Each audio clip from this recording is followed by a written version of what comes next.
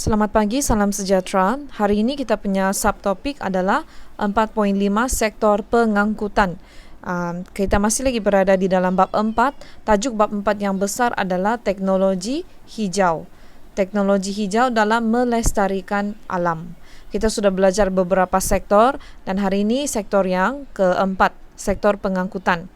So, sektor pengangkutan adalah sektor yang utama dalam teknologi hijau. Sektor ini adalah antara penyumbang terbesar kepada pencemaran udara. Cikgu rasa kamu faham juga apa maksud dia, penyumbang terbesar kepada pencemaran udara. Contoh, kereta yang membebaskan asap. Kita akan tengok dengan lebih detail. Mari kita tengok ini. Asap kenderaan yang dikeluarkan mengandungi gas-gas seperti karbon dioksida, formula karbon dioksida CO2 dan karbon monoksida CO. Kedua-dua gas ini adalah gas rumah hijau. Ingat, cikgu pernah bagi tahu kamu, rumah hijau tu bukan sebuah rumah yang hijau, tapi dia adalah kita punya bumi. Okey? Kehadiran gas-gas ini dalam udara menyebabkan kesan rumah hijau yang menyumbang kepada perubahan iklim yang mendadak. Kita punya bumi akan ada kesan dia lah, sebab kita punya bumi ini akan menjadi lebih panas dengan pembebasan karbon dioksida dan karbon monoksida. Dari mana? Dari asap kenderaan. Seterusnya, 95% daripada kenderaan bermotor yang digunakan pada hari ini guna petrol dan juga diesel.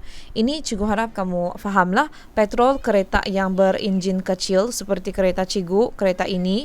Diesel untuk kereta yang berenjin besar, contohnya bas kah, lori kah. Jadi, nampak sini kan 95% kenderaan bermotor di atas jalan raya guna petrol diesel. Petrol dan diesel ni diperoleh dari petroleum. Kira-kira 60% of petroleum di dunia digunakan dalam sektor pengangkutan. Oleh itu, petroleum ni adalah sumber tenaga yang tidak boleh baharu, yang akan habis. Okey, petroleum tu tidak boleh diperbaharui, dia bukan macam air, dia bukan macam angin yang sentiasa diperbaharui. Dia akan habis digunakan satu hari nanti. So, what will happen to our kenderaan bermotor when 5% of us are using petrol and diesel as fuel every day? Okay, so sebelum kita pergi kepada aplikasi teknologi hijau, ada lagi satu. Look at this picture over here. Gas-gas berbahaya yang dikeluarkan bersama asap kenderaan boleh menyebabkan berlakunya hujan asid. Hujan asid yang berlaku ni boleh menyebabkan tumbuhan musnah, mengakis binaan seperti konkrit, besi dan juga tayar kenderaan. So look at this lah. These are the things yang terkesan oleh asap-asap, gas-gas berbahaya. Actually, gas apa yang sedang dimention di sini adalah salah satunya adalah sulfur dioksida. Gas sulfur dioksida ni akan membentuk hujan asid. Hujan asid boleh mengakis, lama-lama akan buruklah. So itu adalah beberapa isu ataupun masalah yang timbul di dalam sektor pengangkutan, iaitu sektor yang menyumbang paling besar pencemaran udara. Mari kita tengok laman sejarah. Okey, sebelum kita tengok apa cara-cara menangani. Pada Julai 1954, berlaku pencemaran udara yang sangat dahsyat di bandaraya LA. Seluruh ruang udara kawasan diliputi asbut fotokimia yang terbentuk daripada nitrogen oksida dan hidrokarbon daripada asap kenderaan, bercampur dengan udara dengan sinar UV daripada matahari. So, kenapa dia dahsyat? Dahsyat because a lot of gases bergabung.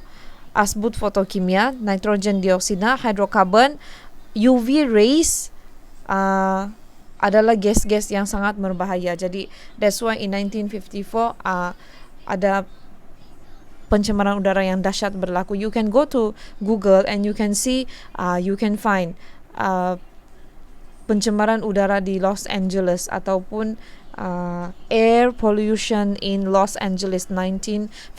You can type and you can read more story. Okay? So, apa aplikasi teknologi hijau? Apa yang teknologi hijau boleh buat dalam menangani isu sosio-saintifik ini? Okey, isu yang berlaku, masalah yang berlaku ini semua memerlukan memerlukan kesedaran semua pihak secara holistik. Holistik means menyeluruh. Melalui teknologi hijau, usaha-usaha mencegah pencemaran udara serta menjamin kelestarian hidup dapat dilaksanakan dengan baik. So, mari kita lihat langkah dan usaha. Yang pertama, pengangkutan hijau. Apa itu pengangkutan hijau? Pengangkutan hijau adalah sebarang bentuk pengangkutan mesra alam, environment friendly, yang membebaskan gas rumah hijau pada kadar yang amat minimum atau tidak membebaskan gas rumah hijau seperti kenderaan yang guna sumber tenaga boleh baharu. Maksudnya di sini adalah sama ada sikit, minimum ataupun tiada langsung gas rumah hijau seperti karbon dioksida, karbon monoksida, tiada.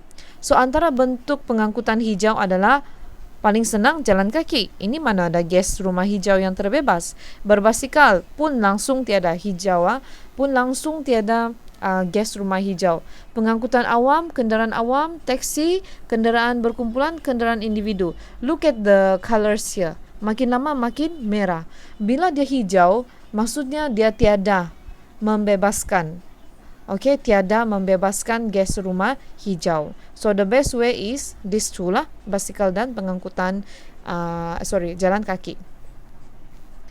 Penciptaan kenderaan gas asli. Okay, gas asli. Kenderaan gas asli menggunakan sama ada gas asli cecair, okay, liquefied neutral gas, atau gas asli mampat, concentrated neutral gas. Ingat, kenderaan gas asli dia guna gas asli cecair ataupun gas asli mampat. Gas asli bukan petroleum. So kini kenderaan yang menggunakan petrol boleh diubah suai untuk guna gas asli sama ada cecair ataupun yang dimampatkan. So this is salah satu daripada ciptaan lah yang sudah ada sekarang lah, bukan lagi pakai petroleum. Seterusnya, penggunaan bahan api bio sebagai pengganti petroleum. Bahan api bio sudah mula dikenalkan di Malaysia. So, ini adalah sumber alternatif yang merujuk kepada apa? Dia adalah daripada methyl ester asid lemak, daripada minyak sayuran serta lemak haiwan. Minyak sayuran, lemak haiwan. Cuba bagi contoh, bahan api bio sebenarnya boleh digunakan daripada kelapa sawit. Kelapa sawit. So, ternyata sumber tenaga ini adalah baru dan lebih mesra alam. So, itulah beberapa aplikasi teknologi hijau untuk sektor pengangkutan, di mana ingat sektor pengangkutan ni memang adalah paling banyak menyumbang kepada pencemaran alam sekitar. So, you have to think of, kalau soalan exam tanya, apalah cara untuk menangani? Pakailah bahan api bio untuk ganti petroleum. Pakailah kenderaan gas asli, bukan kenderaan yang guna petroleum. Dan pengangkutan hijau, terbaik pejalan kaki dan basikal. Itu cara dia. So today, you are going to complete only 2 small exercise berkenaan practice formative 4.5. Thank you very much.